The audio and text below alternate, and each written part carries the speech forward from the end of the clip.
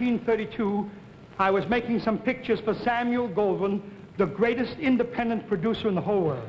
I made a picture called The Kid from Spain, a bullfight picture, you know. And they needed a boy to play opposite me, you know, good-looking fellow who gets the girls. Because they figure I don't get any girls. I don't get any girls. So we went down to the Paramount studio to look at a test of a young actor for the picture. Halfway through the test, Goldwyn said, let's get out of here, Eddie. This boy's got nothing. No face, a cracked chin. No person, nothing. And that's how we lost Cary Grant. But that's nothing. Even the great John Barrymore had to work as a cartoonist on a newspaper before they realized what a great actor he was. And what a great actor he was. Gosh, I remember in London, Ida and I sat the opening night to see John Barrymore in Hamlet. Oh, gosh, we stopped counting after 22 curtain calls. The audience threw their hats up in the air, and the next day, the critics threw their adjectives even higher. What an actor.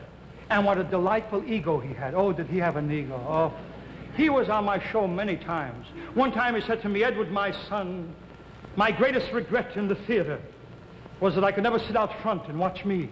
You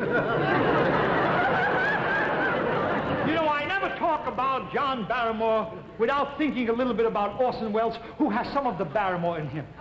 He's been in Italy making pictures for a long time. I met him in Rome last summer. I said, Orson, has being in Italy so long affected you in any way? He says, nothing at all, Paisan. I feel just the same like I was in Hollywood. You know, he's done every conceivable thing in the theater. And 6 years ago, he started out on a lecture tour. The first day, Friday, matinee, Grand Rapids, Michigan. An auditorium which seats 5,000 people. How many people do you think were there? I give you my word, 18. 18. Didn't faze him a bit. He called the audience down front and spoke to them. He said, ladies and gentlemen, I am an actor. I'm a producer, I'm a playwright. I design scenery, I make costumes. I'm a composer, I'm a musician, I'm a magician. What a pity there are so many of me and so few of you. You know, one of the favorite songs of Orson Welles is a number which I introduced a long time ago. I have a telegram in my dressing room tonight from Orson Welles asking me to sing it, and for you, Orson, I'm going to do this number which I sang at the Palace back in 1915. A little thing called Ballin' the Jack. Here it is.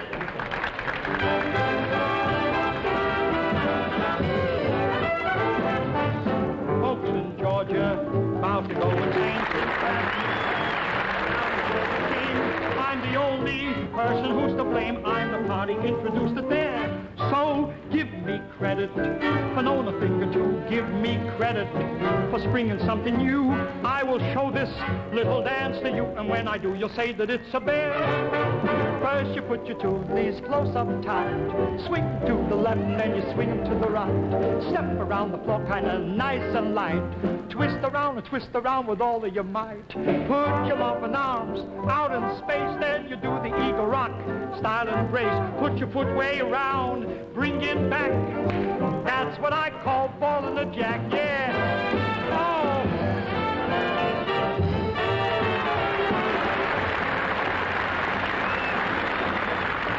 Twist around with all of your might, yeah.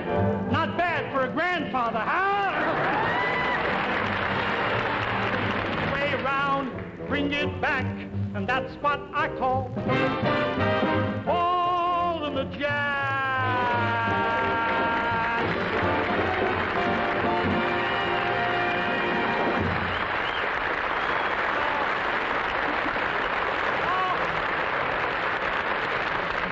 Guys, they were the John Barrymores and Orson Welles. And directly across the track in show business from Barrymore and Welles is probably the most lovable guy in all of show business. A fellow by the name of Jimmy Durante. Oh, you know, Jimmy has a language all his own. You can't write for him. He makes up his own words. I was in Miami Beach with him a little while ago, and we were coming here to New York to play a benefit. I said, Jimmy, let's fly. He says, who's flying? If Mother Nature wanted me to fly, she'd have made me with feathers. I sat in the drugstore having a sandwich the other day, and he came in. I said, sit down, Jimmy, have a triple-decker sandwich. He says, I can't eat a triple-decker sandwich.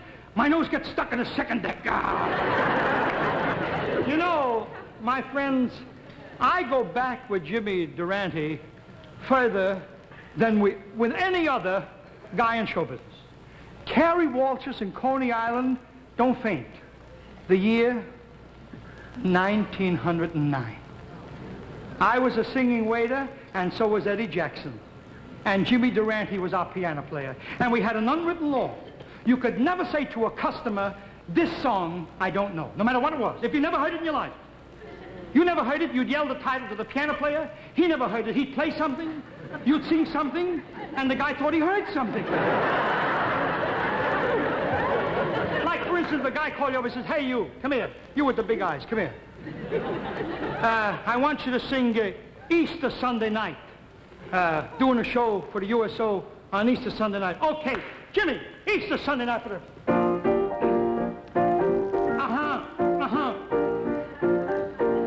Easter Sunday night for the USO. My friends and I are giving a show with two pianos, no fiddle. Standing up there in the middle, singing songs, telling jokes, getting a smile out of all of the folks.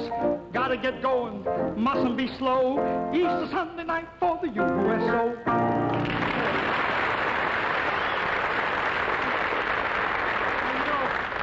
The guy would invariably say, this is Easter Sunday night for the USO. I said, well, mister, there must be two of them. That's the one we always do here, see? So we give you a quarter and you drop in a cigar box. Now, we had a trick.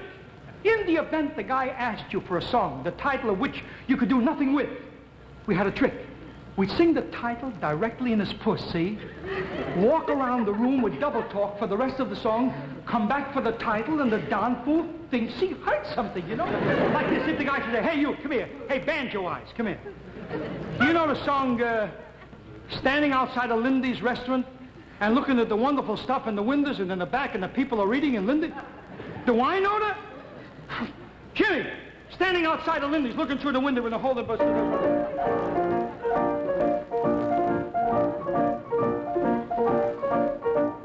Standing outside of Lindy's, looking through the windows at the gorgeous cheesecake inside. And when you know you're not forgetting, by the good you got for nothing, hold it in the face, the go, ba-da. Standing outside of Lindy's, looking through the windows at the gorgeous cheesecake inside. Don't mind the bagel at the gorgeous cheesecake inside.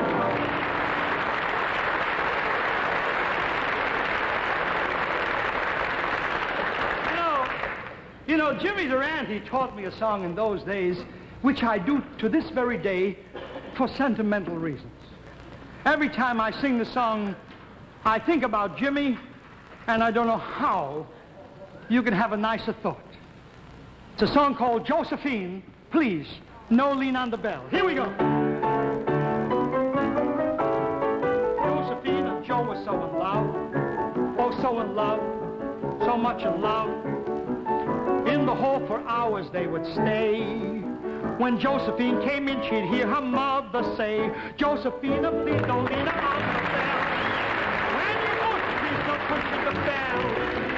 I heard Mrs. Caruso telling Mrs. O'Flynn, somebody keeps ringing, but nobody comes in. You can squeeze all you please, that's all right. But don't keep us from sleep every night. When you make love in the hall, stay away from the wall. Josephina, please don't lean on the bell. Oh, you come up from work and you wanted the sup. I'm a cook of the nice macaron. Then you make you sit down. Then you make you get up for your fella. He call on the phone. Or you go to the park and you sit in the dark and you make what I call it a pet. It's a lipstick here. It's a lipstick there. You know, get it for meat and spaghetti. Oh, you say goodnight about 11 o'clock. That's what a good gal should do. But you take it too long when you say goodnight. You'd have finished till 2:30. Say, why you don't bring your fella upstairs? Ravioli with peppers I cook. You can make it the love with the kiss and the hug and the mom and the pop and the look. Don't I bring you up and I make you fat with the soup and the pasta fazool? But you stay up until late and I make you thin. What's the matter? You're making me fool? Why, you don't get married and raise the family. And I make you the promise I keep. I'll buy you the furniture and pay for the rent and we all can get us some sleep. Josephina, please don't lean on the bell. When you mush, please don't push the bell. You could have so much fun with that son of a gun. But Josephina, please don't lean on the bell.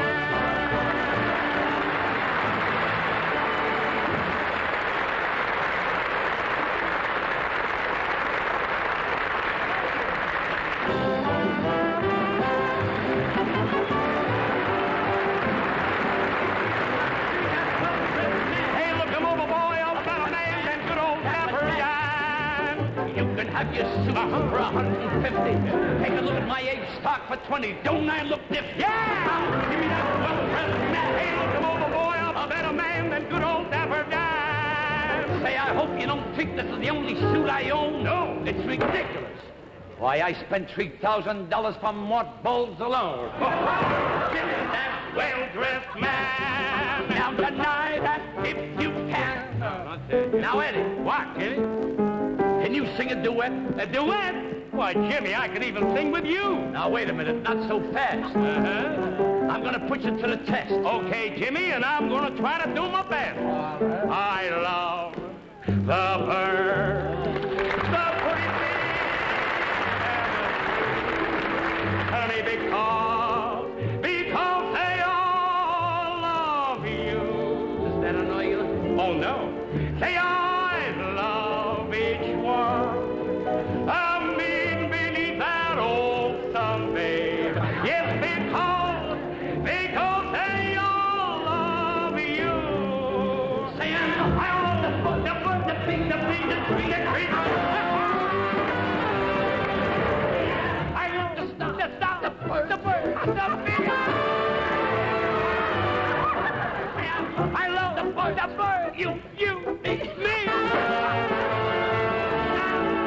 Say, I love each one. Bonitas. What a note. I wish this was a giveaway program. I'd like to get rid of that note. Now, because they all love you. Because they all love you.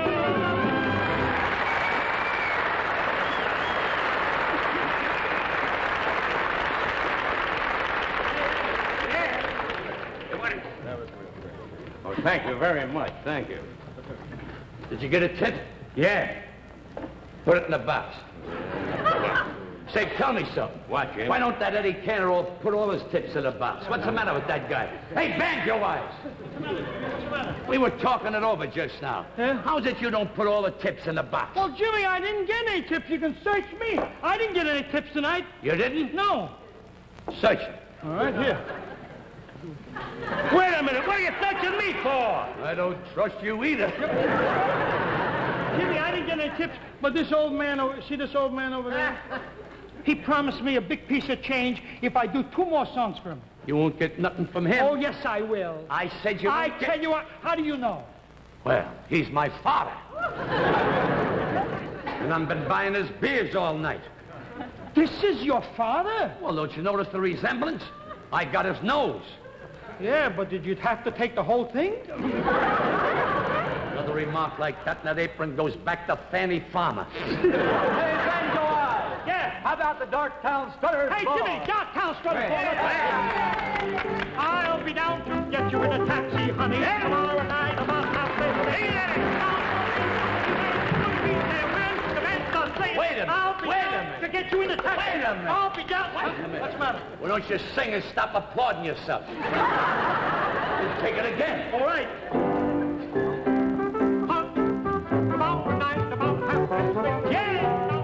Oh, Eddie. You know, this Eddie Cantor will never amount to anything. No. He'd be a singing waiter all his life. You know, he works like a horse, looks like an owl, and jumps like a kangaroo. You know, he ain't a singer. He's a zoo. Hey, Jimmy, wait, hold the music. Jimmy, you see who came in? That girl again, the 4th night in a row. Her name is Ida. She's sitting here again, and she's stuck on me. She's stuck on me. Stuck on you? Yeah. Why, you ain't got a chance. She's a society gal. A society girl? Yeah. Eating halibut. Oh, don't be afraid. I'm going to marry the girl, and we'll have a big family. And the first son I have, I'm going to name after you, Jimmy. Yeah. And the second son, I'm going to name after you, Eddie Jackson. And the third son, I'm going to name after Max, the bartender. This lad is in for an awful surprise. Jimmy, will you do me a favor? Play Ida for me, and I'll put back the tips that I stole, all right? All right. Ida, sweet as apple pie. Oh, won't you sing it pretty, Eddie boy? You ain't got no line. No line? Then all I know. Come out, neath the silver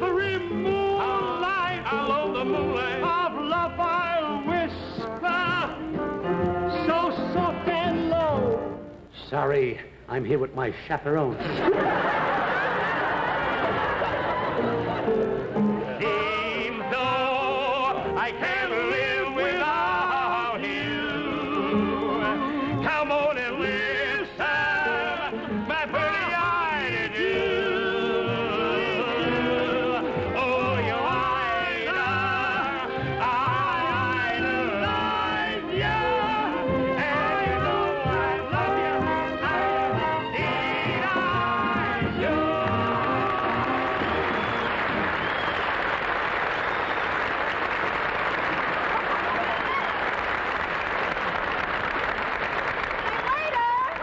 Waiter, will you please sing Rufus Rastus Johnson Brown? Sorry, lady, but that's one song I happen to know. Jimmy, I just got a nice tip for quarter. In the box. The only honest waiter in the joint. Sing Rufus Rastus Johnson Brown, and I'll join you.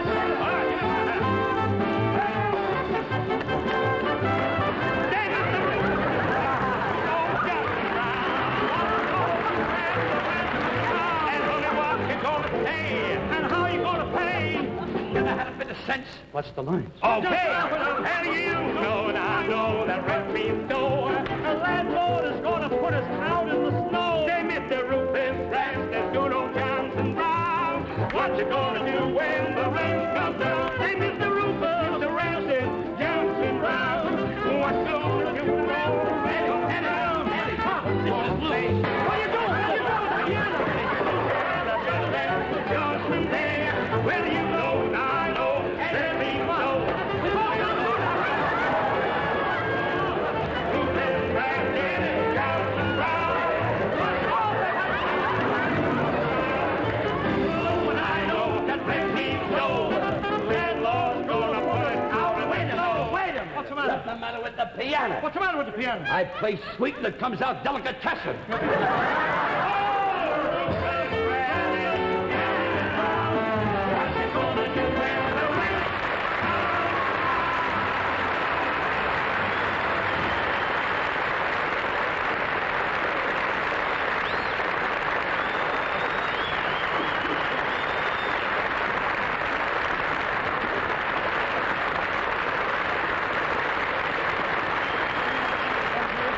Thank you. I just got paid. I'll go home. Oh, thank you, Eddie Jackson. And Jimmy, I do want to thank you for coming here tonight. Thanks, Eddie. I just got paid, so I think I'll go home. Oh, what a man.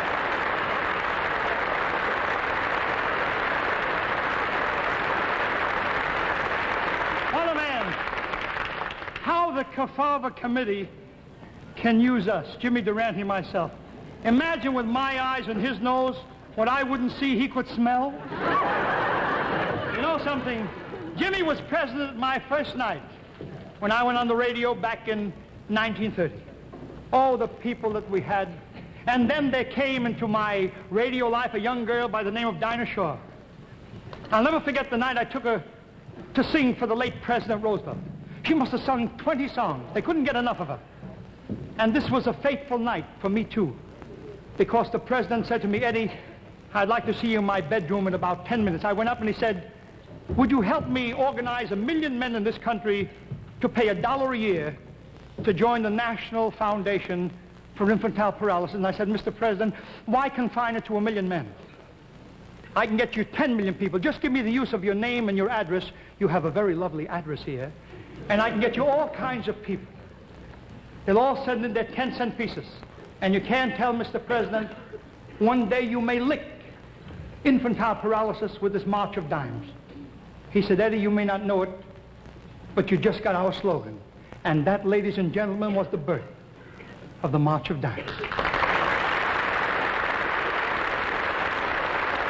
And if you think that was a thrill, imagine how my heart must have stood still a few years later. 1939, World War II had started.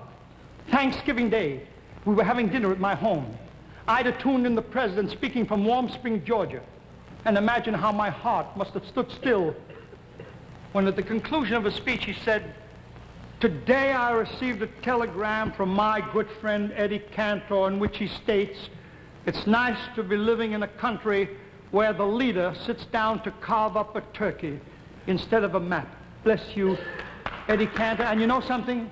You may think I'm a sissy, but I cried a little. I cried to think, where else could this thing happen? Where the chief executive of a great nation can so honor a kid brought up in the basement of a squalid tenement house on the east side of New York. And I said a little prayer for show business, because without show business, this too could never have happened. Oh yes, Irving Berlin was so right when he wrote, there's no business like show business, like no business I know. And when I played my final show, I want you folks out there to know my greatest treasure has been the pleasure of making whoopee.